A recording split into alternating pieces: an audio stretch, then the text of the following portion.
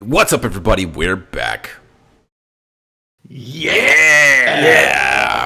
Hey, welcome back to A Metalhead's Journey. Hey, so hopefully you've been following along with us here. We're working on 4 different top 20 lists at the same time. This week, we are on to the next album in our top 20, but it's actually the big 4 and their top 5 albums of prog metal. Not confusing whatsoever. This is Queensryche. This is Promised Land. This is their 5th album that's on the list. We'll do a quick history here and we'll get right into it. Queensryche, formed in 1982, is an American metal band from Bellevue, Washington.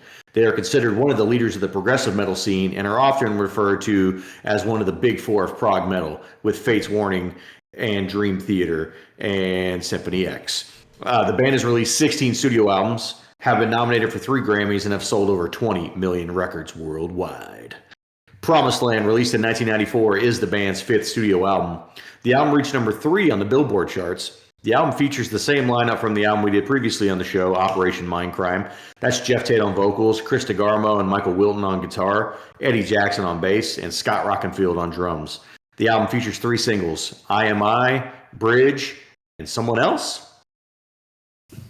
The question mark at the end of that song, Yeah. right? Yeah. Right. Yeah. Dave, you're the resident prog metal guy here, so why don't you go first here? Tell us what you think about the record. So I will say this more behind the scenes stuff. We ended up getting a lot of extra time on this record due to a million and one things, a million and one issues, but I think the extra time on this record was very beneficial. Not because I didn't like it on first listen, I did, but because I think this is one of those albums that does require that extra time. You really need to spend some time to really take this in, and I think it really benefited this album listening experience for me. I enjoyed it very much. Admittedly not the best prog metal album I've ever heard, and I don't think anyone has ever said that about this album in particular. But it was a very, very good listen. I enjoyed it from start to finish. No immediate skippers for me outside of, I think, the opening track, which is just kind of like an intro track. 928. Yeah. But otherwise, I really enjoyed this record, and I really do wish that I was listening to Queensryche more like earlier in my music listening lifetime, because I didn't grow up listening to them. I kind of I listened to Dream Theater, and then that's kind of the main band that I pivoted from. But I never really dipped into Queensryche, and I think I made a mistake. They're pretty dang good, so I enjoyed this one. Yeah, we got an opportunity to do Operation Mindcrime when we were doing the top 20 metal albums of all time, and I think that was like at 19 or something like that. It was right in the middle, yeah. Yeah, criminally underrated. But that was the first time that me and Jason and Dave, because Jonah wasn't with us on that one, had ever listened to like Queensryche in general in that album, and I mean, that album came away as being, I think, the highest rated non-Metallica record on the list. Maybe, I mean, it's one of the 3 highest non-Metallica. It's that albums. One or Painkiller. I think it's right there with that album. Yeah, and I didn't even rate 4, so that's even more difficult. I think it was the best album that I had heard on the list outside of obvious like Metallica records and Sabbath records for me. So I was super excited coming into this record. Because of the strength of Operation Mindcrime. And look, obviously, Operation Mindcrime is on that list for a reason. It's an all-time classic record. This is certainly a few steps below that, but it's not a bad record by any means. I think there are some high highs on this record, and I think the floor on this record is not very low. So I wouldn't say there's any low lows by any means. This is just a good, solid record, and I'm excited if this is, excuse me, the 5th album from Queensryche, then I'm excited for the next few leading back to Operation Mindcrime, and again, obviously, because this was great, man. I feel like this was a less rocking album in my opinion than what we got from like Operation Mindcrime. Like there's still guitar driven, but it wasn't as heavy by any means. But I mean, Jeff Tate continues to just be a fucking monster on this record. Like, this is the Jeff Tate show 1,000,000%. So, but this was a good record. I wouldn't say it's a lot of fun. It's not a lot of fun, but it's a great record. Jonah, what you got? I'm gonna mirror a lot of Dave's sentiments. The extra listens really bumped it up for me. Like I didn't dislike it or not enjoy it my first couple of times, but maybe I didn't quite get it, or maybe I wasn't in the right headspace. But the extra time, the extra listens, it really grew on me. And there are some really high highs on this album for me. I think I have one skipper. It's a song that's not bad, but I just didn't really vibe with it. But every other song, it's called Lady Jane. No, actually. Whoa! I bet it's called Connected. Well, we're gonna get into that later, but no. Calm down. But basically every song, I had something that I really liked and enjoyed about it. Some things, musically, there were some really interesting things they did that I really liked. Some of them that I didn't like. The bass and guitars sound excellent. I thought the vocals were great throughout the album, even if I didn't like some of the actual vocal melodies or some of the lyrics, maybe. But overall, I thoroughly enjoyed this album. Go ahead, Jason. I'm going to echo a lot of what everybody has said.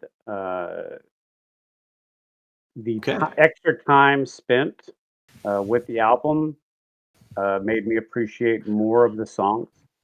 If I even had more time, probably like say another few weeks, if I didn't waste half my life listening to that fucking Coal Chamber shit, the rating that I gave this album would probably be higher. Dude, if you score this above Operation Mindcrime, I'm coming to your house and I'm going to punch you in your giant nose. Good thing with me is I know what I gave Operation Mindcrime. But again, I'm echoing exactly what you guys said. This album got better as I listened to it. There is a lot to appreciate. I will not lie and say that I love this album, but it is a very good album. Who's your MVP for the record? Just because of something that Jonah just said, I think the bass sounds fantastic on this album. As far as tone and style and the mix, Tate, fantastic. I mean, if I want to just do a layup, but I went with the bass player simply because there's just so many nice layers of what he does in some of these albums. If only Eddie Jackson had a name. Eddie Jackson, that's his name. Jonah, what you got? Who's your MVP? For me, it's going to be Jeff Tate. His vocal performance I thought was excellent. And he's got writing credits on basically all my favorite songs. So yeah, it's Jeff Tate. Dave? I think if I was voting with my brain, I would go Chris DeGarmo. I mean, he's like the principal songwriter for the band in this era, and he's the main lead guitar player. Even though technically him and Michael Wilton both are share lead in rhythm duties, I think DeGarmo is the main lead guy. And he's the primary writer, like I said. So it's hard not to go with Chris, but to Jonah's point, Jeff Tate, I mean, his vocals do carry a lot of the songs, as do most vocalists in prog music. So I would go co-MVP here with Jeff Tate and Chris DeGarmo. There's an excellent frontman and front lead guitar player. Dude, imagine a time way back when people would be like, yeah, who's your top 5 metal vocalist? And we would make lists and we didn't even know who Jeff Tate was. And we would just obviously leave Jeff Tate off the list. Dude, how stupid were we? Super dumb. Jeff Tate, bro, he's like a top 3. I mean, he's in the same breath as Dio. And I mean, in terms of metal vocalists, look, they do different things, but I mean, they're in that very, very upper echelon. Dude, it's going to be Jeff Tate every single time until somebody else in this band gives me a reason not to pick Jeff Tate. Best riff for me. It's kind of it's a deep cut. It's one of the last songs on the album. The song's called One More Time, and it's kind of right at the 40 to 45 second mark where the song kind of kicks in, and it's got this cool little kind of Eastern sounding little riff that kicks in. It's pretty fun. Hey, that was my second best riff. Hey, there you go. Jonah, what you got? Yeah, I'm pretty sure you stole mine. It's from One More Time Around. It's in between the first and second verse, and then it does it again after the key change at the end, and it's the guitar and bass doing this sync, this like lick riff, and they're playing it together. Dude, it goes so hard. Spoiler alert, that song is amazing. I'll go next. My best riff is not from I think it's a solid riff, but it's not from one of my favorite songs. Spoiler alert! But it's the when the guitar kicks in the song "Disconnected." I think the guitar, like with the bass and the drumming, is so good. It's so weird to say this, but it's a very early '90s sound, and that might be just from the production. But it gives me like Faith No More vibes. With kind of like the just how the bass and drum sound with the guitar comes in, but it's really, really strong. That song is not a bad song, but that song is not one of my favorites. But that riff is really, really strong. Yeah. My favorite riff are the combo packages, the bass and guitar in the main riff of Damage, the number 3 track. Super solid. And you guys are not wrong on the One More Time that was my second favorite riff. Yeah, it was flipped for me. Damaged was my second favorite riff. There you go. Jason, go ahead and give us your top 3 here. All right, so top 3. Let's see. Number 3, Lady Jane. Don't say any foul words about that fucking song. Dude, you mean the Bob Dylan fucking sound-alike there? Give me a break. It actually gives me Beatles sounds, which is I like it. Yeah. That's why it's at the bottom of my list. Number 2, One More Time. And number 1, which happened to have my favorite riff in it, Damaged. Dude, and it's not close. Your list is dog shit. Looks like Jonah agrees. Go ahead, Jonah.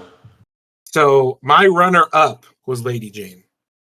I actually had Lady Jane and Damaged with the same score because, like Jason, I score my songs individually.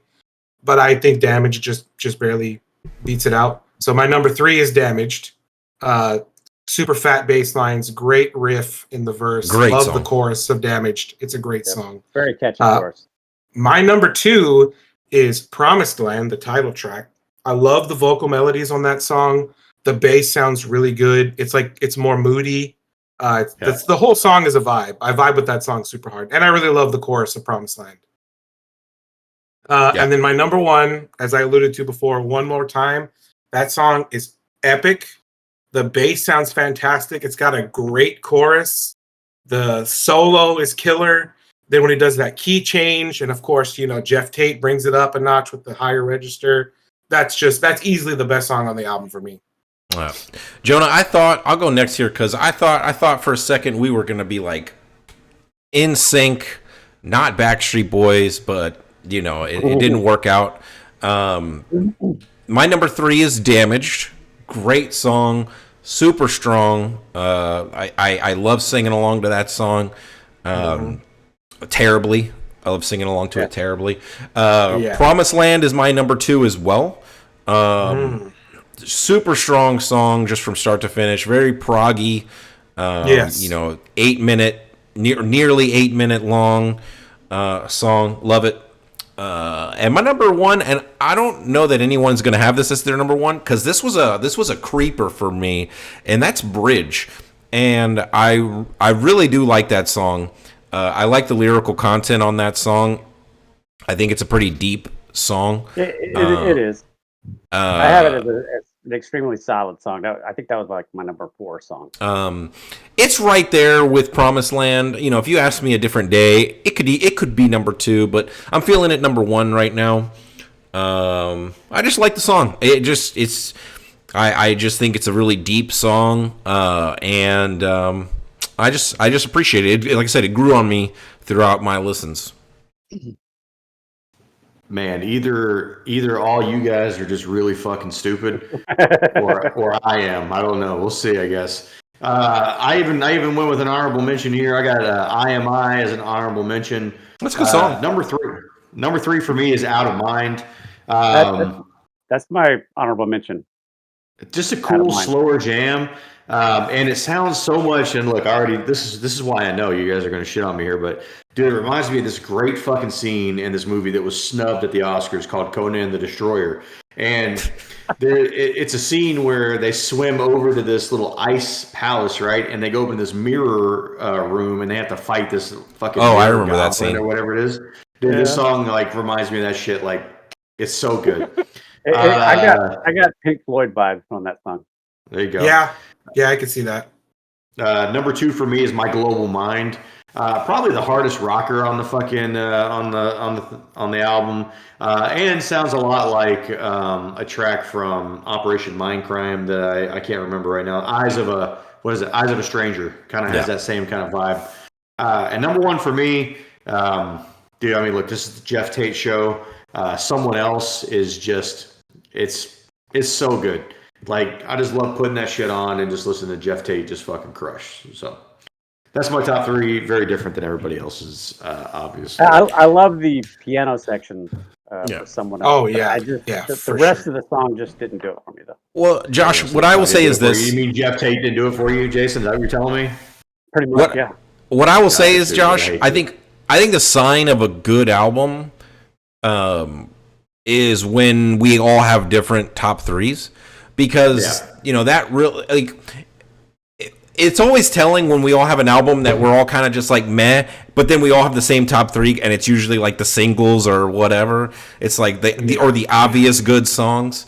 The fact that we all kind of have some different representation here is, I think that speaks to the strength of the album. Yeah. I agree. Well, talking about strength of the album, we all know that in metal, the sweet spot for album length is 8 songs. And so what we try to do here every week on the show is try to cut these albums down to 8 songs. This album has 11 tracks on it. Obviously, I think we'll all probably share the same cut here of 928 to start. That's easy money there. I'm also going to cut Disconnected. Song's fine, no big deal. But look, Lady Jane is not good. Look, it's not like a low song, but it is absolutely a skipper, and I would never listen to this song again, ever again. I'm going to come in here because I have the same 3 cuts. Now, I know that I disconnected. I had the riff from that. I do think that riff is super good. I just don't think the song itself is... I don't skip the song when I listen to the album, but for the purpose of this kind of exercise, I would cut it. And look, Lady Jane, it's a good song where it is, because it does break up the tone of the album. Like, it does kind of slow things down a little bit, and that I appreciate it for what it is. But again, for the purposes of making the strongest 8-song album I can, unfortunately, it doesn't make the cut for me. Go ahead, Jonah. Or go ahead, Jason. Go ahead, John. Actually, no, Jason, you go first. I'll go last. Okay. I cut, of course, 928, but I am not a fan of My Global Mind. I have it written down. Bass sounds great. Once again, chorus is catchy, but for whatever reasons, I never liked it. It is the worst rated song. It's because you don't like metal. Here. Wow. Yes, it is. Next one would be I Am I. It's a funky jam, a little bit of Hindi accents, but a minute and a half of I Am I. No. That's not how he sings it. That's not how he sings it. Okay, the vocal melody is the fucking reason that song fucking rules. It fucking sucks. Oh my god. It's out. Wow. All right, I wanted to go last because I was going to hurt some feelings with mine, but it looks like I'm going to join Jason a little bit. So obviously 928 is the gimme. That one's got to go. My second cut is Bridge, actually. Fuck you. I think everything but the chorus of Bridge is really good, actually. Like the chord progression, it's got, it's a solid song, but the chorus ruins that song for me, unfortunately. It's so, it doesn't do it for me. So that, for me, that one's got to go. But I am going to join Jason. I think the worst song on the album is My Global Mind. I don't vibe with it. I think it kind of Josh, sucks. we need our own show. You also don't like metal, Jonah, apparently. I feel like it almost doesn't fit with the rest of the album. Because everything else from like Operation Mindcrime is what it sounds like. Yeah. So I don't know. I didn't vibe with it. I think it's got to go. I think it's the weakest track. That's the only one that I would consider a skipper if I'm listening to the album all the way through. Dude, if by weak you mean this song fucking slaps. All right. Well, hey, listen, we're going to get into our score here for the record. And just to give you some context to how we score these records, for a lot of folks out there, a 7 would be an average score. For us, it's a 5. So anything that's 4.9 and below, that's various levels of we would not recommend you listen to this record. Anything 5 and above is various levels of we would recommend it. And anything between a 9 and a 10 is like all-time classic records. So, Jonah, go ahead and go first. Okay, so the highs were really high on this album for me, so it brought up the score substantially. And I kind of harsh with my scoring, but it comes down more to math than anything. But I really enjoyed it. Only the one song that I would consider a skipper, other than the intro track, which is just kind of noise. But I ended up landing at a solid 7 for this one. Nice. And I think I wanted you to go first because the other three of us have gotten a chance to listen to and score Operation Mindcrime, and I think that gives us. I don't know. I feel like it gives me an advantage. I'll give my score now. It gives me an advantage because usually it's like you're rating when you're doing this list from bottom to top, right? You're rating something that's lower, and you never know where that's going to match up against the number one record, right? So I know what my score was for Operation Mindcrime, so I'm working my way down essentially on this one. So I'm also going to give this one a 7. Jonah, you and I, right here. Look, it's a good record. I would certainly recommend it, but I mean it's certainly it's also a far cry from Operation Mindcrime for me, just in terms of the songwriting ability, the vocal melodies on a lot of the tracks, and just the overall just like rocking nature of the album. So those things do kind of hold it back a smidge, but 7 still strong score. I'm leaving room for the other 3 Queensryche records to get up to Operation Mindcrime right now. So this is something that could rise depending on the strength of the other albums for sure. I'll go ahead next. Based on past experience, I feel like I'm going to have the highest score because I don't think Jason's going to come in and shock anybody. But I did put this at I struggled pretty hard with do I put this in the 8s for me? And again, I do tend to I like prog more than everyone else, but I put this right at 7.9. I do think that this album does have, it's a good record, but I had to ask myself, is this something that I plan on listening to, repeatedly, from start to finish all the time? And that's kind of where I personally that's like where my cutoff is on 8s, is do I feel like the album is going to be in any type of rotation for me? And I just don't know. So 7.9 is where I landed. I think it's a very good album. I would recommend it easily to anybody who likes prog. And I do think I would revisit this record again, just not heavily. So 7.9 is where I'm at. Yeah. It's a very good album. It's not a burden to listen to. And like I said, I do believe, given longer exposure to this than what we already had, my score would probably continue to rise slightly. But Josh, you are right. This is not better than Operation Mindcrime. And I did not know what I gave Operation Mindcrime until about 15 minutes ago when I texted Dave. I gave this one a 6.7. Ooh, okay. And Operation Mindcrime, apparently I gave a 6.8. Which is so stupid that's that low. Jesus fucking Christ. You need to revisit that. Right. You need to revisit that album. Maybe I do. He will. He's going to be forced to at some point. But dude, just the fact that you give it that, it totally proves how amateur of a show we have. Jesus. Okay. I don't like prog music, so. Okay. Anyway, so we are left with a 7.15. So this comes in above. This is actually the second highest prog album we've reviewed so far on this top 20. So this beats out the Fates Warning record and the Dream Theater record. So yeah, pretty good. But so far the one to beat was the Symphony X Twilight and Olympus. That had the highest average so far. So 7.15. Yeah, 7.15. That's a B tier. Like Josh mentioned, most people hear a 7 and they're like, "Ooh, a 7." No, like with 4 of us, that's a very good score. So easy recommend for anyone that, even if you don't really love prog, I think this is a nice entry point. If you've never really gotten into prog, this is a good comfortable spot. 100%. All right. Well, hey, if you don't really like this show, then go ahead and hit the like, hit the subscribe. We're putting out weekly metal content right now. We got metal reactions, metal reviews, metal time machines, metal brackets, and all kinds of other cool shit. And in the meantime, live long and prosper. Take it easy, everybody. Later. Peace.